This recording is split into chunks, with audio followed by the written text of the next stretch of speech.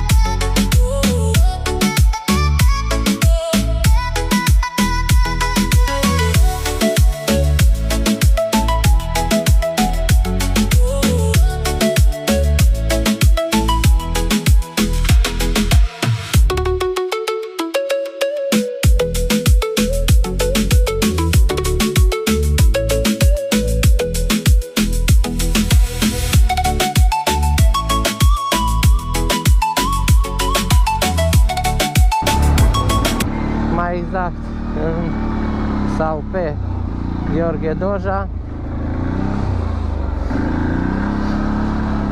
să ne plimbăm un piculeț, mai dăm o pantă, mai dăm una alta, să vedem exact ce iese astăzi. Este o zonă nouă, n-am mai fost pe aici.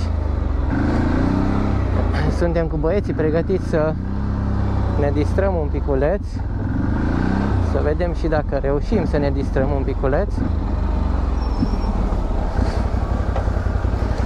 astfel încât să dăm niște ravene pe partea de traseu tehnic. Vedem dacă merge treaba. Dar n-aș vrea să murdăresc ATV-ul. Îi noroi aici! N-aș vrea să mă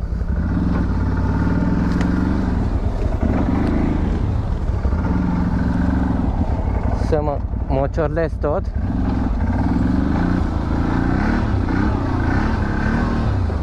Așa că renunț la ideea de a ne băga pe acolo.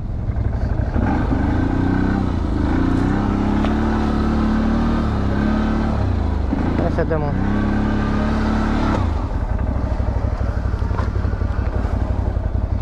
o pantă.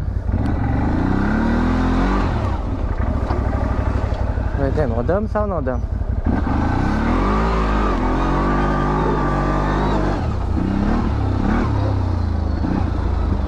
Oh, ciudată pantă.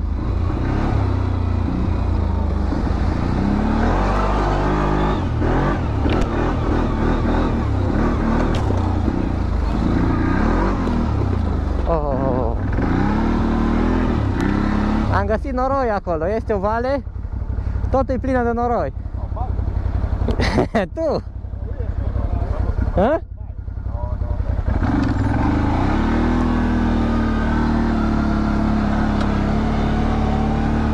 Vedem exact ce mai e pe aici. Dacă e ceva de distracție, penți ceva. Vedem. Mamă. Pe aici nu a fost umblat, circulat de nimeni. E un pic o zonă prea de tot, să zic așa. Dar e ciudat. Nu prea ai unde să te joci. Colegul nostru Marius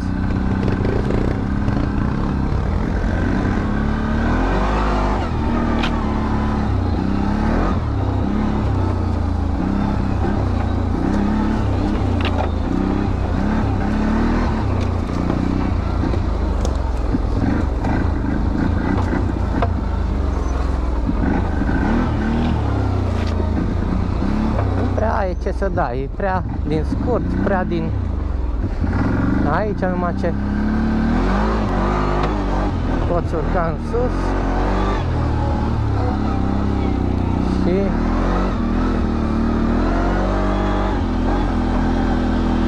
aici. Noi trebuie să explorăm, să vedem exact ce e. Drum, ravene. Haide.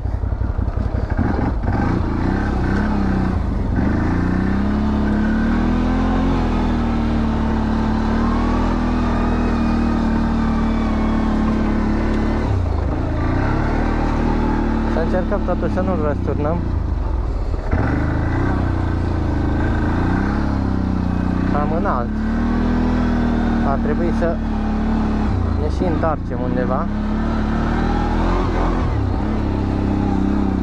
Nu știu exact unde. Dar încercăm, uite aici, așa. Să ne și întoarcem. Așa.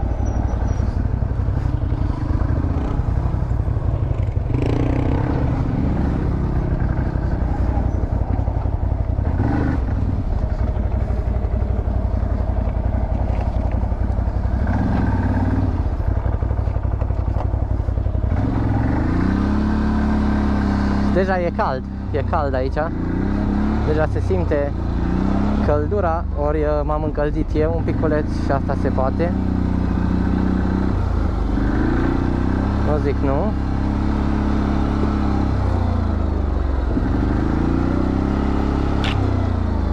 Dar e interesant. Dacă ar fi ud, n-ai mai merge așa pe lateral. Da, e clar. E 100 la mie că nu ai mai merge așa. Dar, na. Cum am zis, am ieșit la plimbare astăzi. N-am ieșit să dăm pen sau să dăm orice altceva. Venim doar să ne plimbăm un piculeț și să vedem ce și cum e treaba. Uite-l pe Steli, pe Mădălin, Răzvan, Marius acum cum coboară. Și am zis hai să dăm și o pantă. Să vedem dacă o dăm cu ATV-ul.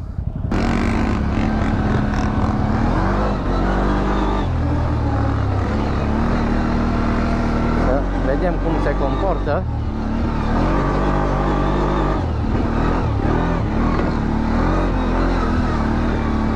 După care o să vedem și aia lungă.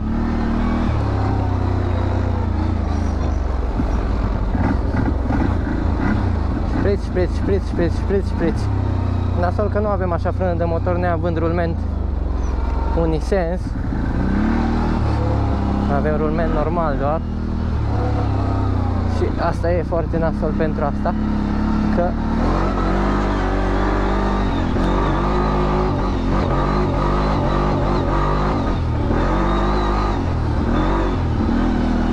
e un pic ciudat că chestia că nu mi-accelerează, ce dracu.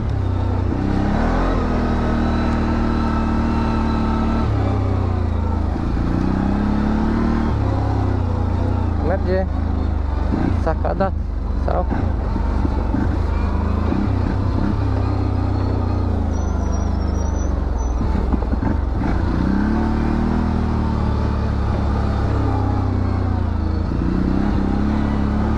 vedem exact dacă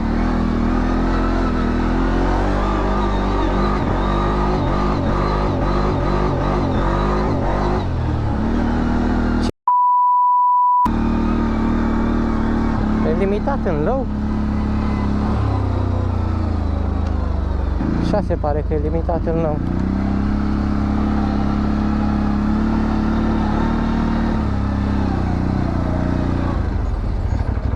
Deci trebuie să-l delimitezi. Oh my god. Am îmi dau seama că e limitat în low. E limitat în low. La cât? 36. Intră în limitare? Vum. Am mai dat două penți, am că zic, bă, nu mai am alimentare sau ceva, zic, nu mă bag la asta mari, știi? Vum. Eu picăm pot, dar la 6500 de tură. Na. Interesant. Tocmai am aflat că ATV-ul este limitat la 36, deși până acum n-am observat acest lucru. Dar uite că totuși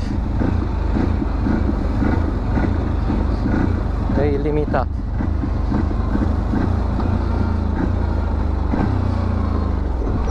Asta e foarte nasol cu să nu ai rulment unisens.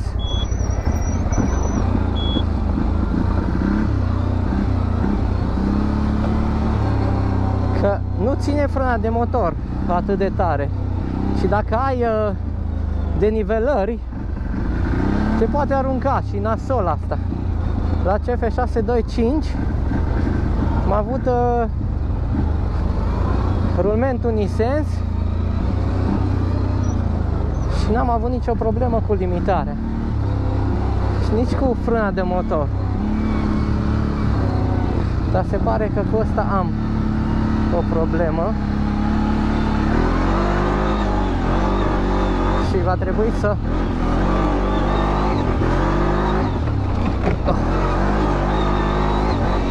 o rezolv.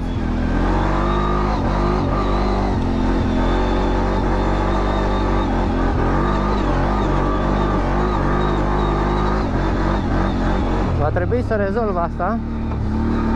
Nu e nicio problemă, că avem cine să-l facă. RC Performance, Cristoi Roberto pe Facebook, Instagram. Nu e o problemă să nu o facem. Ia uitați ce priveliște. Au, au, au, au, au, au, au. Ce frumos se vede. Ce frumos se vede.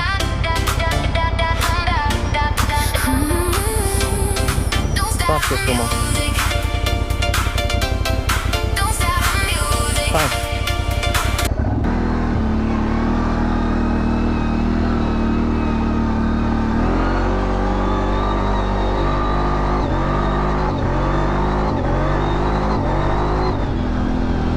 Interesant asta cu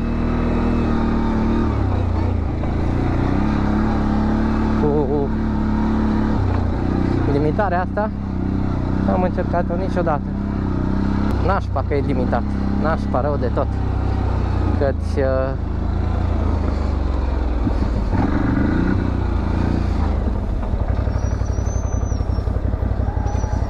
îți limitează. Da, așa face. Și asta e un lucru nasol. Un lucru foarte nasol când ai penți să ai un ATV-ul limitat. Tot dezamăgit, mi-a trecut cheful astăzi.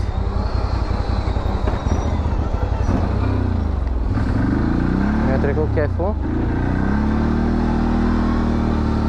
În H nu avem cum să dăm, că nu vrem să prăjim cureaua. Deloc nu vrem să facem lucrul ăsta. Ar fi putere, dar nu este limitare. De fapt este limitare, nu că nu este limitare. Din păcate. Dați seama că pe aici am urcat cu jeepurile. Mamă, ce dezamăgit sunt că pe limitat ATV-ul în low. Foarte dezamăgit.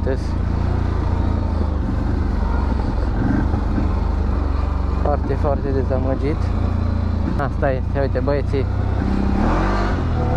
râd de mine. Ia stai să încerc eu ceva. Vedem dacă e într-adevăr limitat. Da, e limitat. Și din moment ce e limitat, e foarte greu să dăm penți. E extraordinar de greu.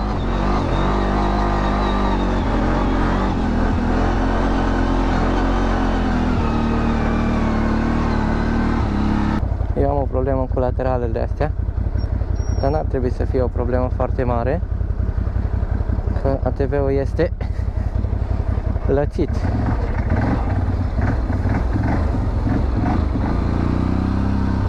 N-ar fi asta o problemă majoră pentru noi. Na, dar este nasol.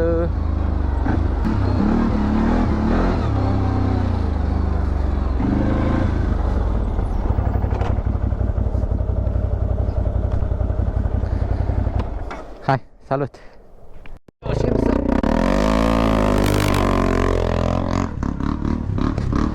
Să urcăm.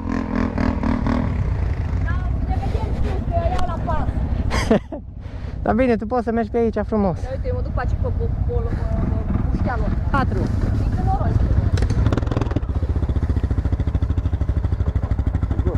Hă? Nu te stai la prins. Ce ne merge pe acolo? Că vrea și el la musă de paci.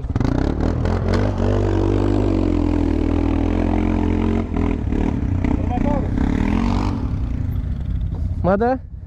Eu mă bag pe acolo. Hai să vedem cum se comportă.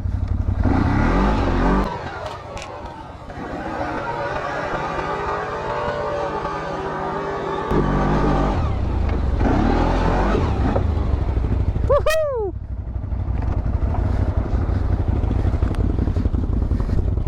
S-a ridicat o leacă. Tu ce poate să facă peste copaci? Dar e încet! Încet! Ca și CF Moto, micuțul de 450. Mai și cel la plimbare cu noi. Ar trebui să reușească. Atât. M-am băgat aici să-mi trăiască.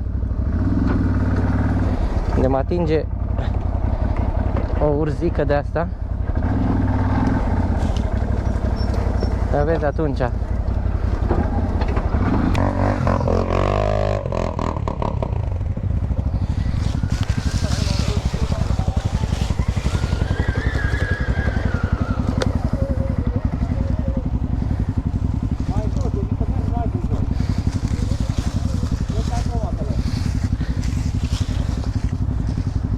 Na, cam asta e panta. Bravo. Hai să-l vedem și pe Marius cum o dă. Opa, opa. Aoleo, ce tare s-a dat la ea.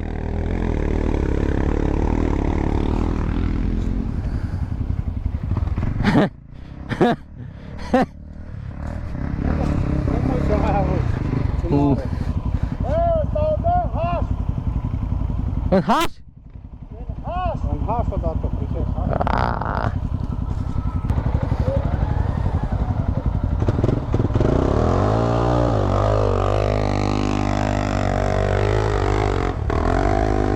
Bravo, bravo.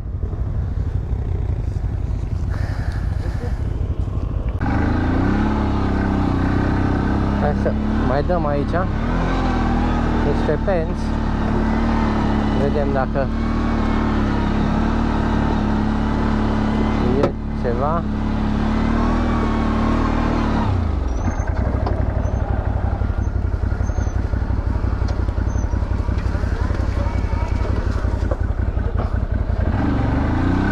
Deci după cum se vede, e o pandă destul de mare, dar pe filmare nu o să se vadă foarte tare.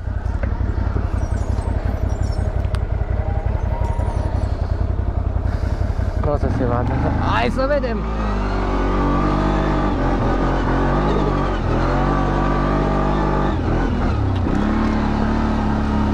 Iuhu!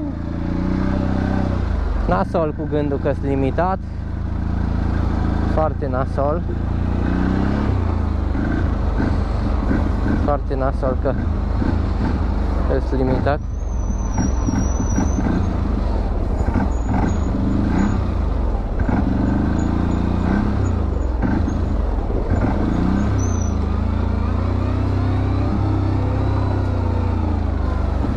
Steli.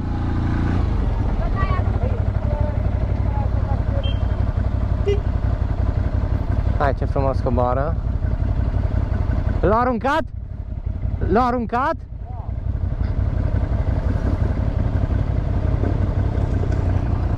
Să știi că asta și cealaltă a fost prima pantă pe care am dat-o pe ATV-ul ăsta. Prima.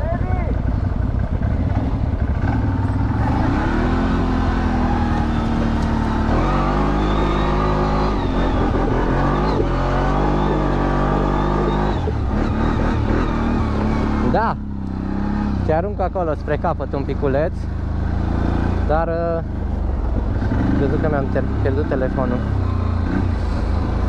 Dar e ok.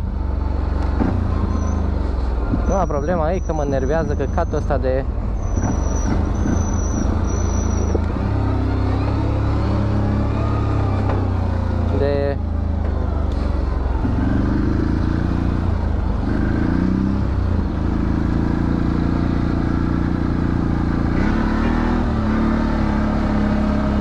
rulmentul Nisens. Asta mă nervează rău. Dacă măcar nu dai părinți, măcar filmează. Promit să nu dau cu pietre. Cască. Poți să-mi dau cască jos, dar ce n-ai cu ce să dai? Teoretic. Da, ci acolo aproape.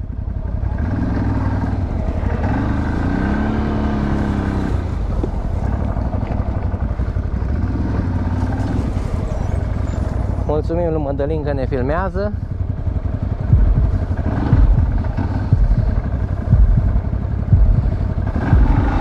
Și hai să vedem dacă urcă. Urcă, tata, urcă. Urcă, urcă, urcă. Frumos urcă.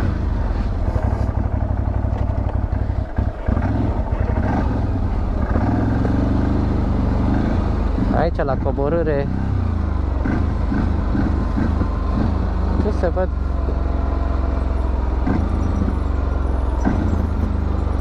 Se văd exact.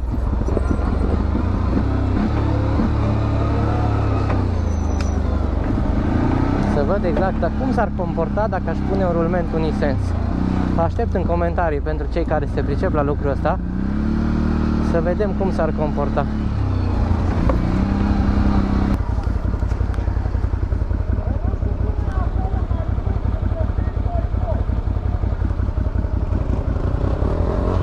Vedem exact. Nu știu cum e acolo între cei doi foc. Păi nu, e o creangă acolo sus. Altceva? Altceva e un hop și urci mergi în sus. O nu fi o problemă.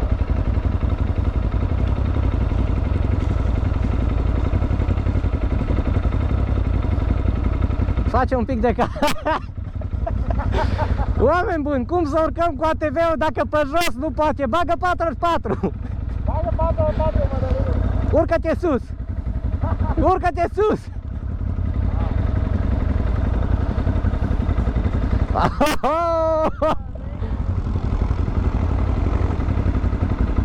Acolo, panta aia te poate fura dâmbul ăla. Acolo era un pic, mergi un pic la aderență, acolo unde e Mădălin, acum nu.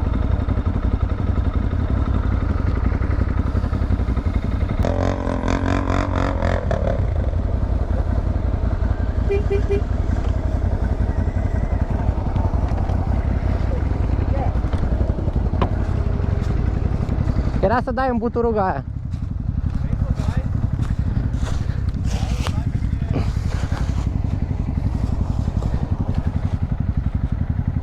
Dar dă o dată, mă, că nu-i mare lucru.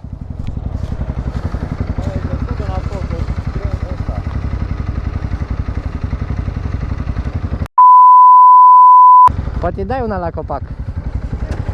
A, să nu plece de la mine, să dau un copac.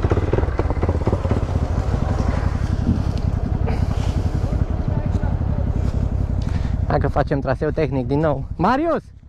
Poți să ajungi acolo sus? E destul de nasol, eu zic să nu te bagi.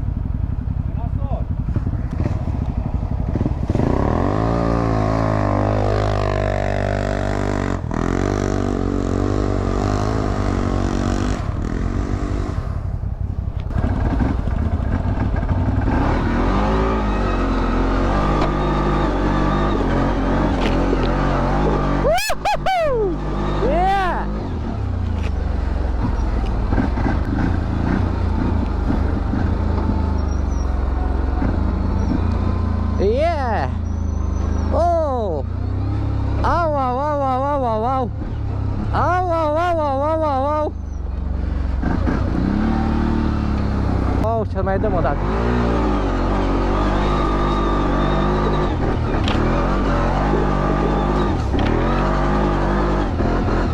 Au, au, au, au, au, au, au.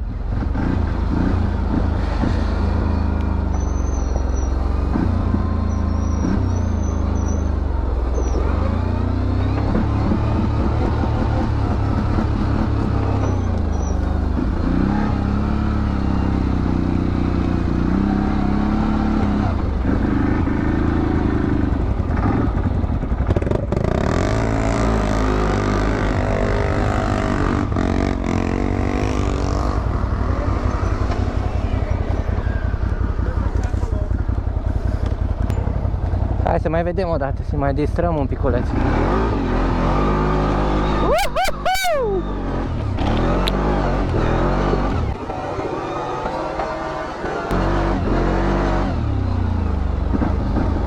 Ah, crește adrenalina mine. Mai abruptă decât asta la altă. Da.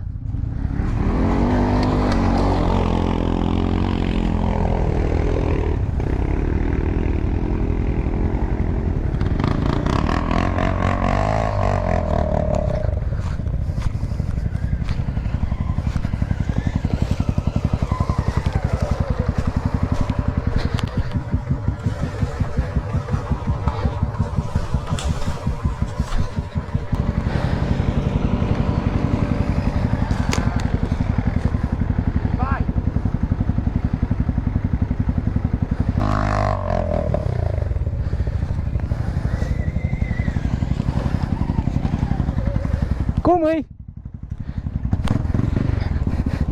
Bă, ce ai dat pe H? Nu, color. Dar nu mă ce mai avea și murea acolo.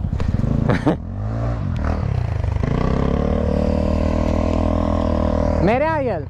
Merea el! Dacă erau ca o super merea. A început să patineze?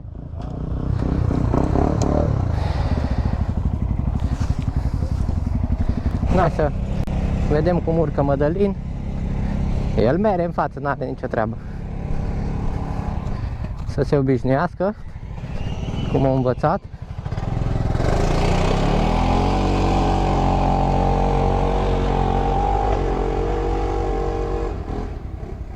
Hai că a urcat-o. O, ce frumos se vede daylight-ul la Segway.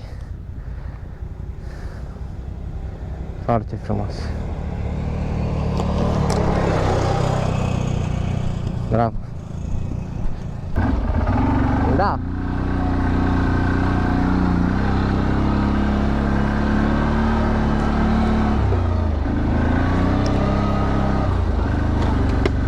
Haideți să vedem, dragilor, dacă mai dăm vreo pantă, să vedem exact.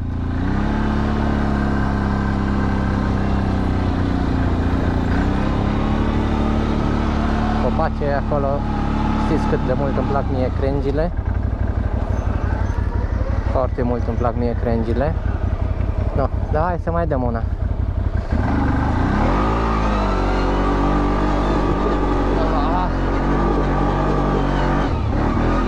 Alunecă, e poros, alunecă, mult alunecă. Mult alunecă. Alunecă foarte mult.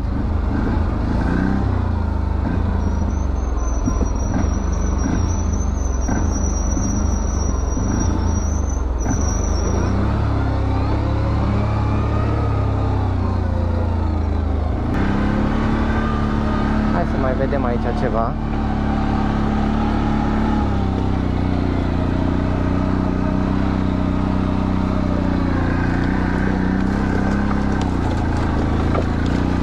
O grămadă de copaci căzuți.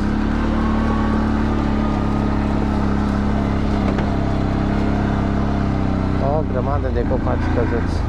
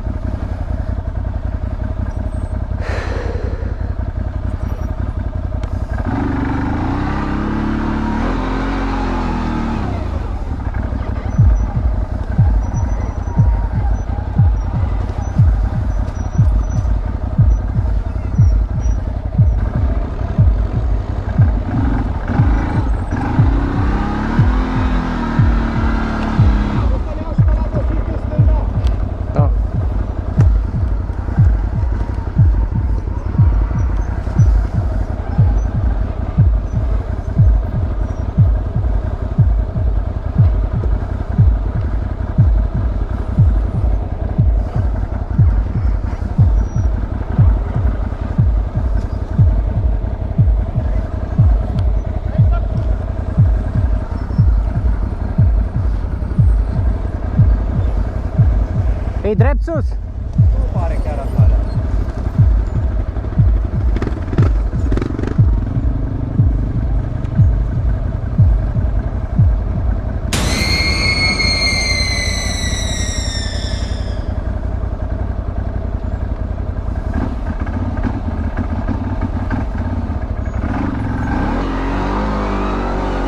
Hai să vedem.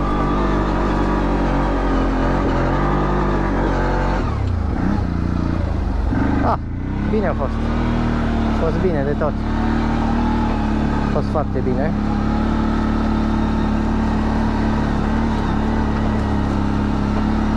A fost foarte bine. Astăzi este ziua de pen. Se pare că am ieșit la o plimbare, dar se pare că nu ne plimbăm, ce dăm pensi numai astăzi. Asta e bine într-un fel, că ne mai jucăm exact în stilul meu, să zic așa. Ar trebui să și coborâm jos, pe undeva. Dar pe unde? Nu știu. I-am pierdut pe băieți. Hai să vedem cum coboară.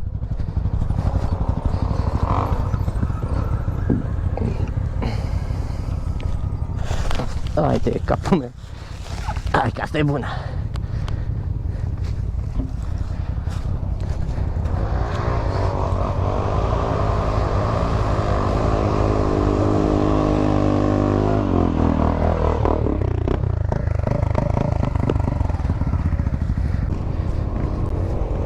Îi dă prea tare, îi foarte... Bravo.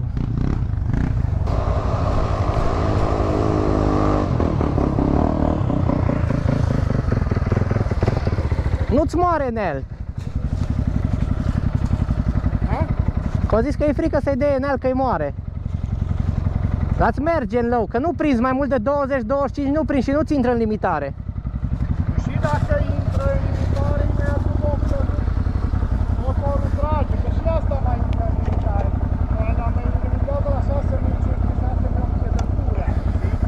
Acum e variatorul modificat ce se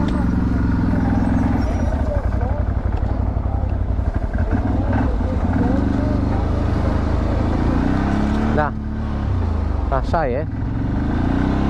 Pe unde coborâm?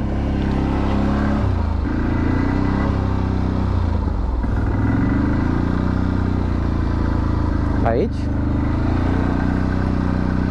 Acolo, da. Cap aici.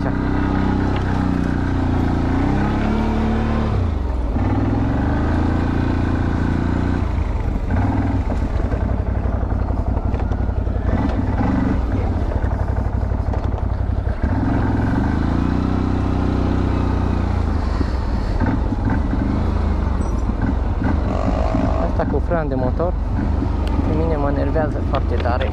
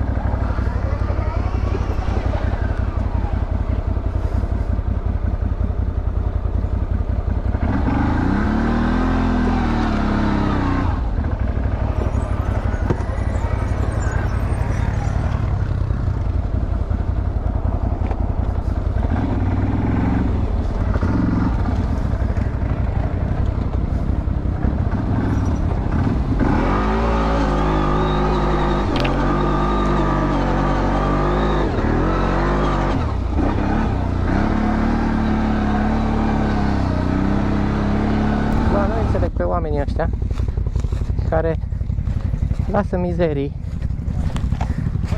în pădure. Bă, fraților, e cu SGR? Nu, ba, e cu SGR. Arunci 50 de bani la gunoi. Bă, dar măcar nu trebuie să sufere și pădurea. Și asta am făcut-o, nu să mă laud, că fac tot timpul chestia asta și încerc să păstrez curățenia. Ce efectiv, bă, nu faceți mizerie în pădure.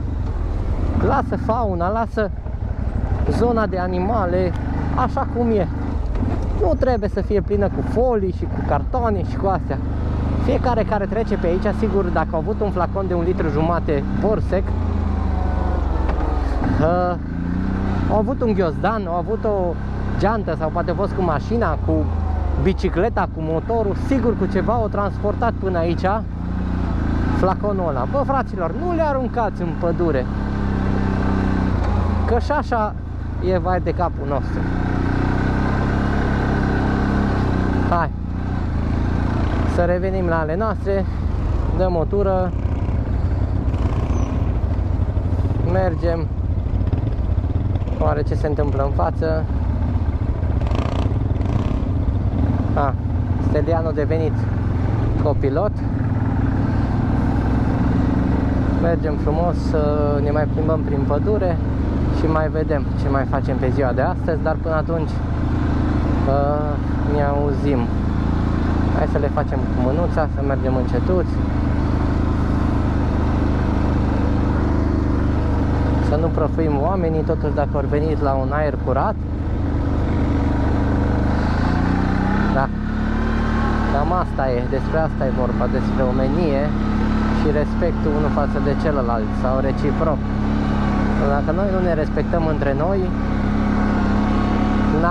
nu, de multe ori ajung la concluzia că, bă,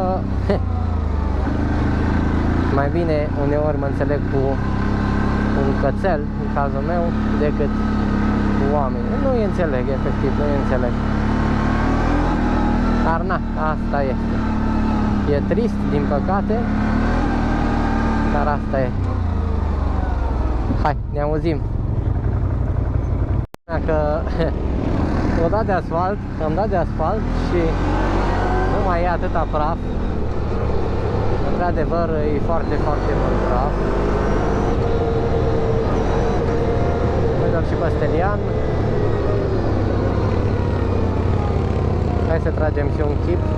Hey, look at this. Look. Hey, look at this. Răzvan. Hey, look at this. Hey, Hey, look at this. Look.